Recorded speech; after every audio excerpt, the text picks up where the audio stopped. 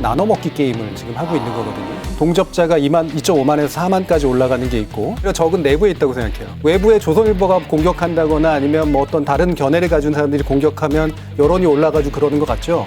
그걸 빌미로 내부의 공격이 있기 때문이라고 저는 보거든요. 안녕하십니까. 더라이브의 오원종 최욱입니다. 우리 더라이브가 시작한 지 오늘로 1년이 되는 날입니다. 와, 시청자 여러분 덕에 무려 1년이나 시간을 함께 할 수 있었습니다. 앞으로 좀 계속했으면 좋겠어요. 이렇게 2년, 3년. 하지만 그런 철없는 얘기 할 때가 아닙니다. 지금 시청자 수가 계속 빠지고 있어요. 위기예요. 심각해요. 그래서 오늘은 특집으로 긴급 진단 시간을 저희가 좀 마련해 봤습니다. 꼭 저희 더라이브만의 이야기가 아니라 동시대 모든 시사 프로그램에 대한 진단과 비평도 함께 들어있으니까요. 더라이브 1주년 특집 지금 시작합니다.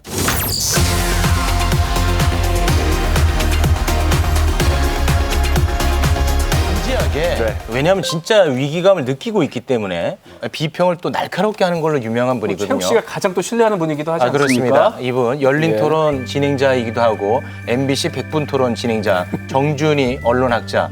우리 더라이브 뭐 이따가 뭐 매는 많이 맞을 테니까요. 우리 더라이브의 매력도 분명히 있을 거라고 생각하거든요. 매력과 한계 짚어주시죠. 일단은 공영방송, 과거의 KBS 같았으면 이런 색감의 이런 진행자를 이런 식의 주제로 하지는 못했을 거예요. 이런 진행자는 최욱 씨를 말하는 거죠. 말씀 함부로 하지 마세요. 여기서 이런이라고 하는 건 되게 좋은 뜻인데 네. 왜냐하면 엄숙주의가 너무 강했었기 때문에 근데 이 엄숙주의를 깨는 방식이 저질주의로 가는 방법도 있지만 저질로 가지 않으면서도 친근해지도록 노력하는 거. 그래서 시도했다라는 점에서 그리고 거기에 약간의 세련됨까지도 더했다는 점에서 충분히 저는 출발 당시의 매력이라고 하는 건 충분히 있었다라고 생각을 합니다. 네. 출발 당시. 근데 출발 당시라고 이제 이름 붙인 까닭이 의미 부여는 출발에 머물러 있네요. 네. 왜냐하면 출발하기도 어려웠으니까요. 네네. 공영방송에서는. 근데 출발 이후에 뭐 비교적 잘 해왔지만 이제 한계가 보일 수밖에 없는 조건에 온 거죠. 네. KBS는 이른바 관습적 시청층. 그러니까 심리적으로는 관여가 되게 떨어지지만 그냥 습관처럼 보시는 분들이 굉장히 많은 채널이고 여기에 이제 더 하려고 했던 게 관여를 많이 시키는 굉장히 적극적인 그런 목적적 시청층을 더 하고 싶었던 거거든요. 근데 그분들을 만족시킬 것이냐 아니면 기존의 고객들과 함께 그냥 평범하게 갈 것이냐에 있어서 명확한 타깃이 좀 부족했다라는 생각이 좀 들고요.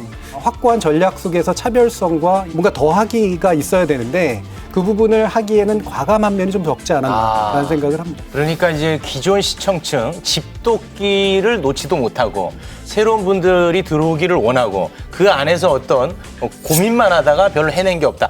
부장님 적어요. 열심히 적으시려고 준비 다 해오셨어요.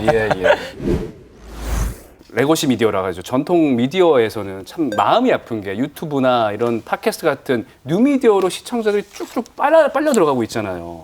우리 같은 이제 전통 미디어가 이런 새로운 시장에 침투해서 좀 잘할 수 있는 방법 없겠습니까? 일단은 이게 시사잖아요.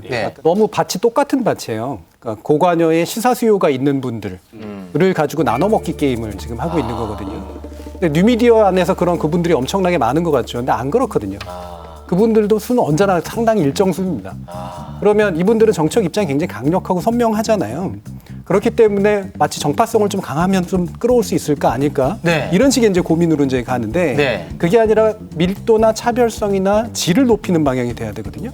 근데 전통 미디어가 사실 제일 잘하는 게 뭘까요? 돈입니다, 돈. 사실은. 아주 냉정하게 얘기하면 투자를 할 수 있는 여력이 그나마라도 아직은 더 있어요.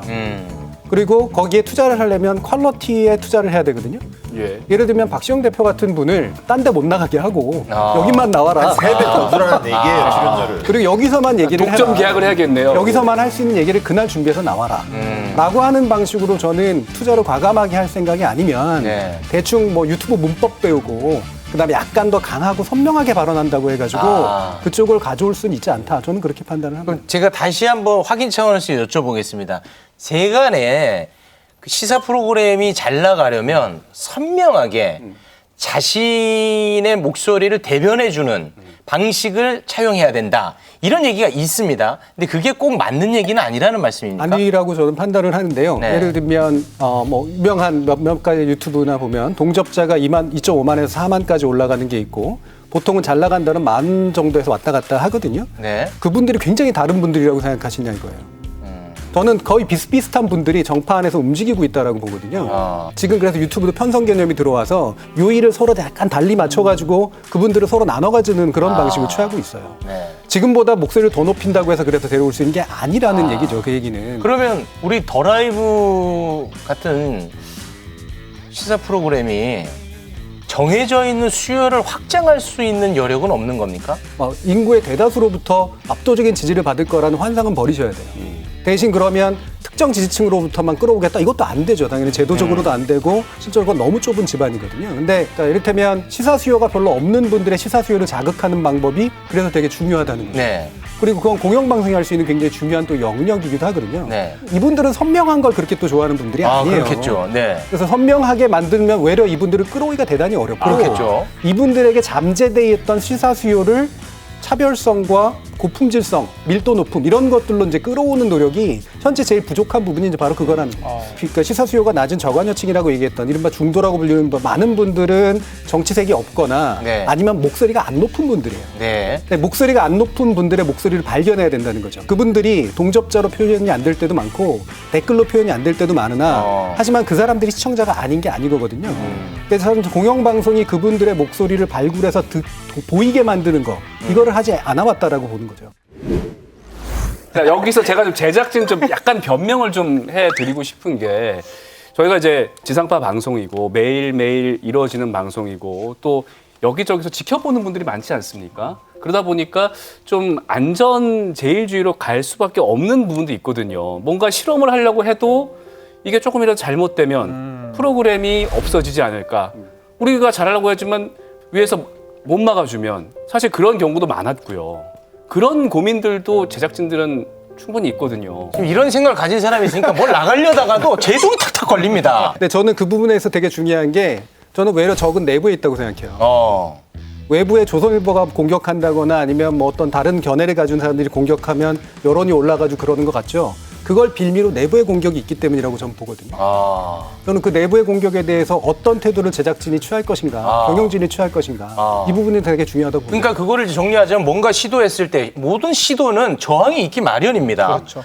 그거를 견뎌내주는 윗선 그 부분에 대한 이야기를 해주신 것 같은데 자연스럽게 부장님 아니 조금만 뭐 댓글 하나 달리면 부장님이 벌벌벌벌 떨고 뭐 대냥 아닙니다. 홍진표 부장님 뭐 그렇게 그것도 없니까. 저는 시스템이 잘 갖춰져서 어느 부장님이 와도 저희를 보호해줄 수 있는 시스템이 만들어져야 된다고 보거든요. 그 부장님 선이 아니라 더 위에 국장님, 사장님이 더 막아줘야 돼요, 저희를요. 잠깐 괜찮겠어요? 왜 아니 진짜. 오은정 씨 안에 있으면서 네네. 많이 느낀 게 예. 사실 여기 또 사장님. 네네 정년까지 가야죠. 네네 알겠습니다. 네. 우리 정준희 교수께서 일전에 우리 더 라이브에 나오셔가지고 그런 말씀을 해주셨죠. 우리 더 라이브 KBS스럽게 하지 말고 KBS답게 해라 이렇게 네. 말씀하셨던가요? 네. 그거 다시 한번 좀 짚어줄 수 있을까요? 네, KBS의 관습에 얽매이지 말고 근데 KBS답다라고 하는 것은 목표, 국민에 대한 목표가 확실해야 되거든요. 제가 내부의 공격을 잘 견뎌야 된다라고 얘기하는 건 이것저것 다 하려고 하는 건 KBS스러운 거예요. 네. 근데 KBS답다라고 하는 건 공영방송으로서의 목표가 명확해야 된다는 거거든요. 예를 들면 청취율을 높이다, 시청률 높이다 이런 거 말고라도 요번에 이 정도 되는 새로운 시청층을 끌어오겠다 이런 식의 목표를 명확하게 세우고 그거에 대한 공격, 부당한 공격은 다 참아내야 된다. 이런 네. 얘기입니다. 알겠습니다. Stay